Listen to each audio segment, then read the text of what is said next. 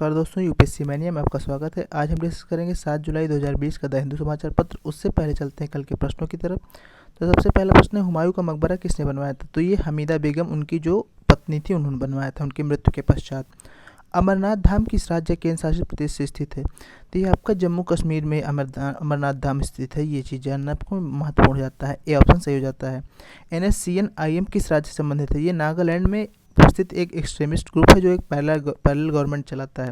अब हम देखेंगे आज के अपने समाचार पत्र की तरफ। तो सबसे पहली हमारी इंपॉर्टेंट न्यूज़ है इसमें, PLA pulls back from Galwan clash site. तो जो है हमारे जो अजीत NSA है, national security adviser Ajit Doval है, उन्होंने जो है वांग यी, जो वहाँ के चीन के विदेश मंत्री, उन्होंने फ़ोन पे वार्तालाप किया।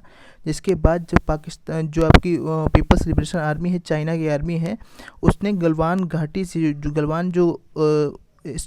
गलवान क्लैश साइट है वहाँ से उसने ड्रॉबैक किया है, पीछे हटी है वो। तो यानी कि अब संकेत मिल रहा है कि जो समस्याएं हैं सुलझ सकती हैं, तभी ऐसा संकेत मिल रहा है। अगली न्यूज है, 1.4 lakh families reach MG NREGA's annual work limit.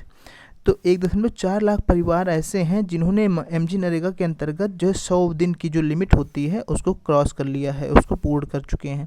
हमारे MG नरेगा में क्या है, एक प्रावधान है कि 100 दिन तक कोई भी अनस्किल्ड वर्कर जॉब पा सकता है 1 वर्ष में, लेकिन 100 दिन की ही गारंटी होती है। और ऐसे लोग जिन्होंने 100 दिन का वर्क जो है पूरा कर लिया है, अब उनका क्या होगा? तो इस पर डिमांड आ रही है। जो एक्टिविस्ट हैं, वो कार्यकर्ता लोग मांग कर रहे हैं कि भाई इसको डबल कर दिया जाए, यानी 1 वर्ष में 200 दिन की लिमिट कर दी जाए। तो अभी देखना है क्या निर्णय होता है इसके संबंध में। अगली न्यूज है, कोविड-19 टेस्ट क्रॉस 1 करोड़ ICMR। तो ICMR ने अभी सूचना दी है कि भारत में कोविड-19 की जो टेस्टिंग है 1 करोड़ से ज़्यादा हो चुकी है। यानी कि अभी लगभग जितने केसेज हैं 1 करोड़ से ज़्यादा टेस्टिंग भारत कर चुका है। तो काफ़ी अच्छी बात है, काफ़ी टेस्टिंग है, और टेस्टिंग जितनी ज़्यादा होगी उतना ही हमारे लिए अच्छा होगा। Reopened monuments wear a deserted look on first day. तो जैसे कि जो है 6 जुलाई से ही जो है मॉन्यूमेंट्स को खोलने का निर्देश दे दिया गया है, कुछ गाइडलाइंस के साथ कि मास्क पहन कर जाएं और ई टिकट से मिलेंगे, और कोई जो है ग्रुप फ़ोटो नहीं क्लिक की जाएगी। तो इसके बावजूद भी जो है जो मॉन्यूमेंट्स वहाँ पर संख्या बहुत ही कम दिखी, यानी 1-2 गिन चुन के लोग गए वहाँ पर। Final year exams by September and UGC। तो UGC ने कहा है, अभी निर्देश दिया है कि जो भी कॉलेज के एग्ज़ाम्स रुके हुए हैं तो उन्हें फाइनल ईयर में यूनिवर्सिटी के एग्ज़ाम्स कराए जाएंगे। तो उसको अभी सितंबर के अंत तक यूनिवर्सिटी के एग्ज़ाम्स कराए जाएंगे, ये बात बताई गई है। अगली महत्वपूर्ण न्यूज़ है आपकी, BMC introduces robotic trolley for कोविड-19। तो जो आपका बृहन मुंबई म्यूनिसिपल कॉरपोरेशन है, उसने एक जो है जो भी कोविड के पेशेंट्स हैं उनसे डायरेक्ट कांटेक्ट ना हो, तो इसलिए उनकी दवाएं या उनका जो फूड है, एक देखिए आप रोबोटिक ट्रॉली डेवलप की है। इसी में जो है वो फूड या दवाएं सारी रख दी जाएंगी और ये रोबोट के माध्यम से जाके पेशेंट तक पहुंच जाएगा। जिससे क्या होगा कि हमारे नर्सेज का, हमारे डॉक्टर्स का जो है संपर्क कम से कम होगा, तो उनको संक्रमण होने की संभावना भी कम होगी। हम देखेंगे अपनी अगली न्यूज़ की तरफ चलेंगे।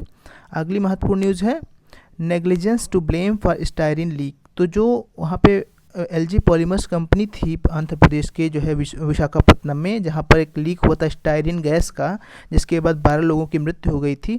तो उस पर एक रिपोर्ट, उस पर एक कमेटी बैठाई गई थी आंध्र प्रदेश गवर्नमेंट द्वारा, जिसने 4000 पेज की एक रिपोर्ट सौंपी है। उसमें बताया है कि जो कंपनी की नेग्लिजेंस है, उनकी लापरवाही की वजह से सारा कारण हुआ। तो ये चीज़ बताया कि प्रॉपरली वो जो स्टोरेज था प्रॉपरली सब मैनेज नहीं था, जिसकी वजह से सब हुआ है। तो स्टायरीन गैस लीक हुई थी, ये चीज़ हमको यहाँ पे सीखने को मिला है। अगली news, progress made on LAC disengagement Beijing. तो जो चीन के विदेश मंत्रालय ने भी ऑफिशियल नोट में चीज़ जो सत्यापित किया है कि जो है LAC पे लाइन ऑफ एक्चुअल कंट्रोल पे प्रोग्रेस हुई है, डिसएंगेजमेंट हुई है, यानी कि सेनाएं पीछे हो रही हैं। तो इसको मतलब ये इस न्यूज़ सत्यापित किया है वहाँ की न्यूज़, वहाँ की जो है फॉरेन मिनिस्ट्री ने भी। अगली न्यूज़ है, ये एक एनालिसिस है, lesson on D escalation from Doklam stand of. तो ये बताया गया है कि जो डोकलाम स्टैंड ऑफ हुआ था जो है 2017 से 19 मतलब के बीच में कई बार हो चुका है। तो और उसके बाद पिछले वर्ष भी जो है डोकलाम स्टैंड ऑफ हुआ था जब 2017 में। तो उसमें क्या हुआ था, उससे हमें क्या सीखने की आवश्यकता है? तो डोकलाम क्षेत्र कहाँ है, पहली बात हम जानेंगे। ये भूटान के टेरिटरी है, जो और चूँकि भूटान जो है भारत की जिम्मेदारी होती है उसकी कोई विदेशी आक्रमण से या फिर विदेशी नीति पे, उसकी विदेशी फ्रंट पे सुरक्षा करे। तो इसलिए जब चाइना ने भूटान की ज़मीन पर अधिग्रहण किया था तो भारतीय सेनाओं ने बढ़कर भूटान की रक्षा के लिए आगे बढ़े थे, तो वो डोकलाम स्टैंड ऑफ हुआ था। तो उस दौरान क्या हुआ था, उससे वर्तमान परिस्थितियों में हमें क्या सीख लेना चाहिए था। तो उस समय जो है क्या हुआ था, जब गतिरोध चल रहा था, भारतीय सेना और चीनी सेना आमने सामने थी, तो उस समय डोकलाम विवाद को कैसे सुलझाया गया था कि डिसंगेजमेंट तय हुई थी कि भाई दोनों लोग सेनाएं अपनी वापस खींच ले। दोनों लोगों ने सेनाएं वापस भी खींच ली, लेकिन उसके बाद क्या हुआ, सेनाएं तो चीन ने वापस खींच ली लेकिन रोड बनाने का काम जारी रखा। और अभी स्थिति ये है कि डोकलाम के प्लेटू के चारों तरफ जो है लगभग रोड बना लिया है चाइना ने। तो अभी अगर भविष्य में कोई संभावना होगी तो भारत के पास रोडें नहीं है और वो उसने चारों तरफ रोड जो है बना लिया है। अगर कभी भी जहाँ पे क्लैश होता है, लड़ाई होने की संभावना होती है, तो न्यूनतम समय में ही चीन की सेनाएं डोकलाम तक पहुँच जाएंगी। तो ये हमने डिसंगेज तो किया सेनाओं को, लेकिन जो है चीन माना नहीं। चीन वहाँ पे सेनाओं को तो हटा लिया, लेकिन अपना जो इंफ्रास्ट्रक्चर प्रोजेक्ट है उसको जारी रखा। तो वही हाल यहाँ पे गलवान घाटी या फिर लद्दाख क्षेत्र में भी है। तो अभी जैसे डिसंगेजमेंट हो रहा है, तो ये बताया जा रहा है, इसमें राइटर कहना ये चाहते हैं कि डिसंगेजमेंट पे आप मत मानिएगा केवल कि डिसंगेजमेंट हो जाए बात खत्म हो गई। चाइना को ये भी मनाना पड़ेगा कि जो है वो इंफ्रास्ट्रक्चर वर्क ना करे, वहाँ पे कोई गतिविधि ना करे, पूर्णतः से वहाँ पे निष्क्रिय नो वर्क जोन रहे, ये चीज़ है। नहीं तो और हालांकि चाइना ने काफ़ी आगे बढ़ के रोड भी बना ली है। तो ये चीज़ बता रहे हैं कि डोकलाम से हमें ये चीज़ सीख लेने की आवश्यकता है, केवल डिसंगेजमेंट नहीं बल्कि प्रॉपर जो है पूरा स्टॉप होना चाहिए। अगली जो वैक्सीन पायनियर क्विट्स THSTI, तो जो एक गवर्नमेंट का इंस्टीट्यूशन है, मिनिस्ट्री ऑफ हेल्थ का translational health science and technology institute THSTI, उसकी जो एग्जीक्यूटिव डायरेक्टर है गगनदीप कांग, ये जो इन्होंने जो है उसको त्यागपत्र दे दिया इस संस्था से, पर्सनल रीजंस का हवाला देते हुए कि हम व्यक्तिगत कारणों से त्यागपत्र दे रही हूँ। तो इनके बारे में हम थोड़ा जानेंगे। तो ये पहली ऐसी इंडियन महिला हैं जिनको रॉयल सोसाइटी ऑफ लंदन में फेलो के रूप में चुना गया था। और इनका एक विशेष महत्वपूर्ण योगदान ये भी है स्वास्थ्य क्षेत्र में कि इन्होंने रोटा वायरस के खिलाफ वैक्सीन जो है तैयार की थी। तो ये इनके बारे में काफ़ी महत्वपूर्ण जाता है। तो रोटावैक जो एक वैक्सीन डेवलप की थी रोटा वायरस के खिलाफ, किसने डेवलप की थी, गगनदीप कांग। तो ये चीज़ हमने देखा। अगली न्यूज़ है CPIM renews demand to make PM case transparent. तो जो प्राइम मिनिस्टर ने, हमारे प्रधानमंत्री जी ने कोविड-19 से लड़ने के लिए एक फ़ंड की इस्टेब्लिश की थी जिसमें पब्लिक डोनेशन भी एक्सेप्ट किया गया था काफ़ी बड़ी मात्रा में, उसे PM केयर्स फंड बोलते हैं। तो जो communist party of India Marxist है उसने डिमांड किया है कि इसमें पारदर्शिता की और पारदर्शिता लाई जाए। तो अब पिछले दिनों कुछ न्यूज़ देखे रहे होंगे कि PM केयर्स फंड में कहाँ पैसा यूज़ हो रहा है, कहाँ नहीं यूज़ हो रहा है, इसके लिए एक RTI डाली गई थी। तो RTI के रिस्पॉन्स में बोला गया था कि PM केयर्स फंड एक पब्लिक अथॉरिटी नहीं है, तो इसलिए हम कोई जवाब नहीं देंगे। तो अभी उसी के बाद जो कम्युनिस्ट पार्टी ऑफ इंडिया उसने कहा है कि इसको और ट्रांसपेरेंसी इसमें लाई जाए, कहाँ खर्च हो रहा है इसको बताया जाए और जल्द ही जल्द राज्यों के बीच में इसको बंटवारा कर दिया जाए। तो ये अभी डिमांड बढ़ाई है जो है PM केयर्स फंड के संबंध में। Davinder used by Pak as conduit national investigation agency. तो दविंदर सिंह एक जो है जम्मू एंड कश्मीर पुलिस के ऑफिसर हैं दविंदर सिंह, इनको जो है आतंकवादी गतिविधियों में लिप्त पाया गया था। कुछ आतंकवादियों को ये उनको हेल्प कर रहे थे। तो अभी NIA ने अपनी जांच में बताया है कि पाक ने इनको एक मतलब चैनल के रूप में यूज़ किया है अपने हेल्प करने के लिए। तो अभी जाँच जारी है इनके ऊपर। Bhopal zardozi artist hanging by thread. तो भोपाल में एक विशिष्ट रूप से कढ़ाई कला होती है, इसे बोलते हैं जारदोजी। ये मुख्यतः मुगलों द्वारा पैट्रोनाइज थी।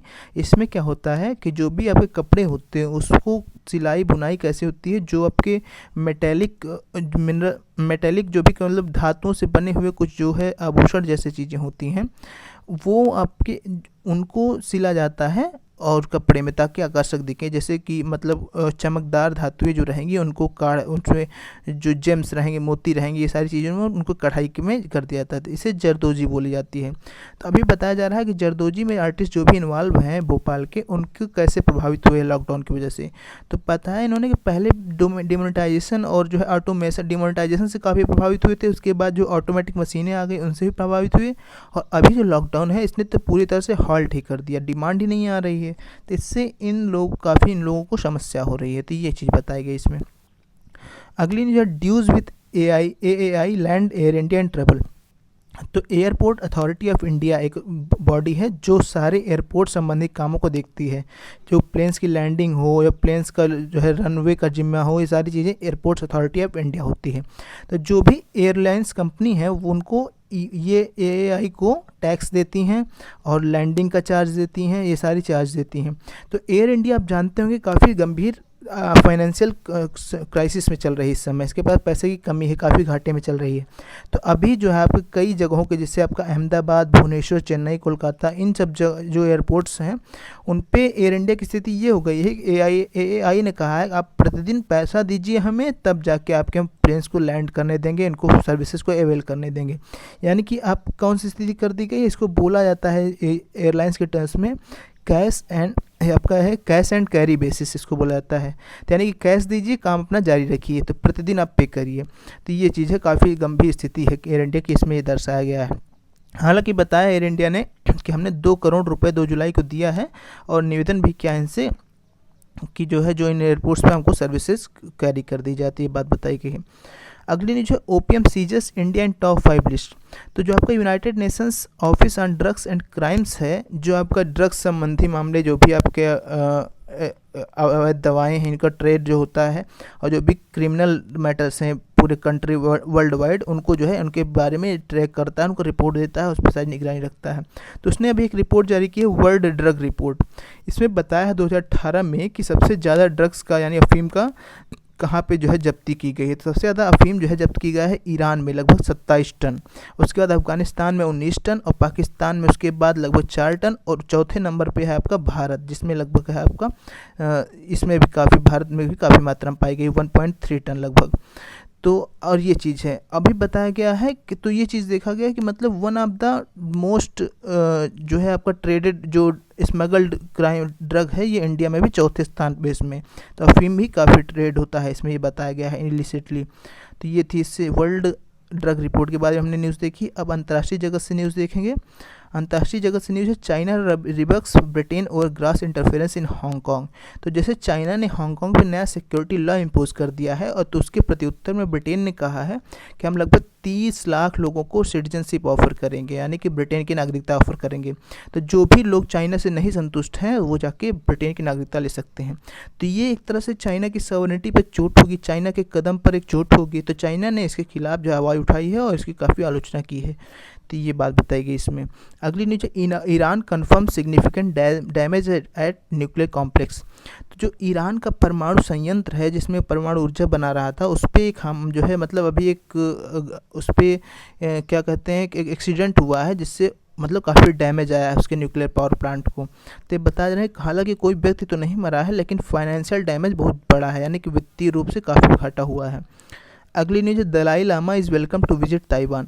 तो ताइवान ने दलाई लामा जो है, जो बौद्धों के गुरु माने जाते हैं, उनको स्वागत किया है, विजिट के लिए आमंत्रित किया है दलाई लामा को। अगली न्यूज है UK imposes new human rights sanctions. United kingdom यानी ब्रिटेन ने नए ह्यूमन राइट्स सैंक्शंस जो है इम्पोज किए हैं, किसके खिलाफ? तो कुछ ग्रुप्स और इंडिविजुअल्स के खिलाफ जो रसिया, सऊदी अरेबिया और नॉर्थ कोरिया से रिलेटेड हैं। तो रसिया से रिलेटेड क्यों है? क्योंकि रशिया के एक जो है लॉयर थे सर्जी मैग्नेट्स्की, उनकी मृत्यु हो गई थी। काफ़ी उन्होंने एक टैक्स फ्रॉड स्कीम जो है मतलब इवॉल्व किया, टैक्स फ्रॉड जो स्कीम एक थी उसका उन्होंने उजागर किया था, उसके बाद उनकी मृत्यु हो गई थी। और जो सऊदी अरब ने जमाल खशोगी की मृत्यु करवा दी थी। और जो म्यांमार में आप जान रहे होंगे रोहिंग्या के खिलाफ जो वायलेंस हो रहा है, और नॉर्थ कोरिया में आप जानते हैं कैसे तानाशाही है। तो इन सभी राज्यों के खिलाफ और इन सभी संगठनों के खिलाफ जो है यूके ने ह्यूमन राइट्स सैंक्शंस लगाए हैं, मानवाधिकार प्रतिबंध लगाए हैं। ये चीज़ हमने देखा। अगली न्यूज़ है government reviewing 50 investment proposals from Chinese firms. तो अभी जान रहे होंगे जैसे कोविड-19 स्टार्ट हुआ था, शेयर मार्केट काफ़ी तेज़ी से गिरने लगी थी। तो कुछ विदेशी जो फर्म्स थी वो चाह रही थी कि शेयर मार्केट का शेयर का दाम इतना कम हो गया कि जल्दी से ज़्यादा शेयर खरीद लें और कंपनी की काफ़ी हिस्सेदारी हमारे हिस्से में आ जाए। तो इसको अपॉर्चुनिस्टिक टेक ओवर बोलते हैं। तो इसको रोकने के लिए गवर्नमेंट ऑफ इंडिया ने एक जो है गाइडलाइन जारी की थी, एक नोटिस जारी की थी। ये कहा कि भारत के जो भी पड़ोसी देश है उनसे जो भी इन्वेस्टमेंट आएगी उसको सारा भारत जो है रेगुलेट करेगा, देखेगा और केस बाय केस को अलाउ कर देगा। यानी अगर गलत इरादे से जो है अपॉर्चुनिस्टिक टेक ओवर, किसी कंपनी के अपॉर्चुनिस्टिक टेक ओवर के इरादे से अगर इन्वेस्टमेंट आ रही होगी तो उसे हम नहीं अलाउ करेंगे। तो इसी नियम के अंतर्गत जो है चाइना से आने वाली लगभग 50 इन्वेस्टमेंट्स को अभी गवर्नमेंट रिव्यू कर रही है। और अभी देखिए जैसे चाइना और भारत में संबंध और ख़राब हुए हैं, तो ये बताया जा रहा है कि ऐसी इन्वेस्टमेंट में और डिले हो सकता है। तो ये बात बताई गई है। अगली न्यूज है private markets help farmers in price discovery. तो नाबार्ड की जो है एक संस्था है आपकी, national bank for agriculture and rural development. तो ये क्या है कि आपको इसका कार्य क्या है आप सबसे पहले जानेंगे। इसका कार्य है आपका जो भी ग्रामीण किसान, इनको सबके डेवलपमेंट के लिए ये फंडिंग करती है। ये एक चीज़ और ध्यान देना, आपको प्रत्यक्ष रूप से ग्रामीणों और किसानों को फंडिंग नहीं देती है, बल्कि कोई संस्थाओं को, यानी जैसे कोई बैंक है वो कोई स्कीम चला रही है जिससे ग्रामीणों को लाभ होने वाला है या किसानों को लाभ होने वाला है, तो उस बैंक को ये रिफाइनेंस करेगी। यानी बैंक बोलेगी हम तुमको पैसा दे रहे हैं, तुमको जितना खर्चा है तुम स्कीम अपनी जारी रखो।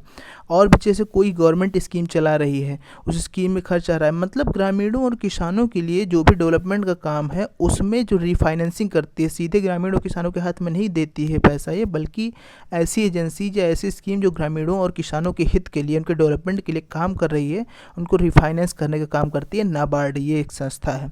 तो अभी इसके नए प्रेसिडेंट, जिनके जो नए जो है प्रेसिडेंट नियुक्त किए गए, इनका नाम है GR चिंतला। तो इनसे इंटरव्यू में पूछा जा रहा है कैसे जो है प्राइवेट मार्केट्स जो है फार्मर डिस्कवरी में हेल्प करेंगी। तो ये बता रहे हैं कि लगभग अभी जो है 2 लाख करोड़ रुपए किसान क्रेडिट कार्ड के माध्यम से 250 लाख फार्मर्स को हेल्प कर रहे हैं, मतलब हम फंडिंग दे रहे हैं। और हमने animal husbandry infrastructure development fund भी स्थापित किया है 15,000 करोड़ की राशि से। इसमें क्या होगा कि जो भी आपका दुग्ध उत्पादन या फिर एनिमल हस्बेंड्री संबंधित है, इसमें इंफ्रास्ट्रक्चर डेवलप किया जाएगा, जैसे डेयरी के लिए अच्छे गुणवत्ता युक्त जो है साधन, और जो है फ्रीजर वगैरह की, ताकि दूध खराब ना हो, ताकि सेल्फ लाइफ उसकी बढ़ाई जा सके, जिससे कि फार्मर्स को काफ़ी बेनिफिट होगा। और एग्री इंफ्रास्ट्रक्चर फंड भी स्थापित किया है 1 लाख करोड़ की राशि से। इसमें क्या होगा, जो भी आपका जैसे एग्रीकल्चर संबंधी प्रोसेसिंग हो गया, कलेक्टिंग हो गया, या फिर एग्रीकल्चर इक्विपमेंट्स हो गए, थ्रेशर हो गए, बड़ी बड़ी मशीनें हो गई, ये सारी चीज़ें अवेलेबल कराने का काम इसमें किया जाएगा। तो ये इन्होंने बताया है कैसे नाबार्ड इसको हेल्प करने में काफ़ी हेल्प जो है मेहनत कर रही है। अगली न्यूज़ है zoom plan significant investment in India. तो एक वीडियो कॉलिंग एप्लीकेशन है जूम, जो काफ़ी विवादों में भी आया था। उसको होम मिनिस्ट्री ने इसके संबंध में क्लैरिफिकेशन भी दिया था कि इसका चाइना से कुछ लिंक है, इसको जो है बैन, मतलब कि अनऑफिशियली बोला था कि इसको यूज़ करने से बचें। तो अभी जूम चूँकि जो है लॉकडाउन की वजह से वीडियो कॉलिंग का यूज़ बहुत ही बढ़ गया है, सारे ऑफिशियल काम जूम मीटिंग एप्लीकेशंस के माध्यम से हो रहे हैं। तो अभी ये जूम ने निर्णय लिया है कि हम इंडिया में अपना इन्वेस्टमेंट और बढ़ाएंगे, जो डिजिटल इंडिया को सपोर्ट करेंगे, स्टार्टअप इंडिया को सपोर्ट करेंगे, स्किल इंडिया को, इन सब के माध्यम से और हम अपना इन्वेस्टमेंट बढ़ाएंगे। और इन्होंने क्लैरिफिकेशन भी दिया है कि जूम एक अमेरिकन कंपनी है, इसका चाइना से कोई इसका स्थितिक नाता नहीं है। और जो जूम के टॉप एग्जीक्यूटिव्स हैं उनमें 3 से भारतीय हैं, एक अपर्णा बाशवा आपके वो हैं, मतलब ऐसे बता रहे हैं कि जो 3 इसमें महत्वपूर्ण रोल इसमें इंडियंस का भी है। तो ये थी इससे संबंधित न्यूज। अब हम चलेंगे अपने आज की न्यूज़पेपर इससे संबंधित डिस्कशन पे। क्वेश्चन हमारे कुछ इस प्रकार हैं। हाल ही में जारी वर्ल्ड ड्रग रिपोर्ट के अनुसार 2018 में सबसे ज़्यादा अफीम कहाँ से जब्त की गई है? ईरान, अफगानिस्तान, पाकिस्तान, भारत। इसका जवाब आपको कमेंट बॉक्स में देना है। हाल ही में किस देश में के परमाणु संयंत्र पर धमाका हुआ है? ईरान, पाकिस्तान, उत्तर कोरिया, रूस। नाबार्ड के संबंध में कौन से कथन सत्य हैं? GR चिंतला को इसका नया अध्यक्ष चुना गया है। ये ज़रूरतमंद किसानों एवं ग्रामीण को प्रत्यक्ष ऋण देती है, केवल एक, केवल दो, दोनों, इनमें से कोई नहीं। ये थी हमारी आज की न्यूज़पेपर डिस्कशन। बहुत बहुत धन्यवाद। Thank you.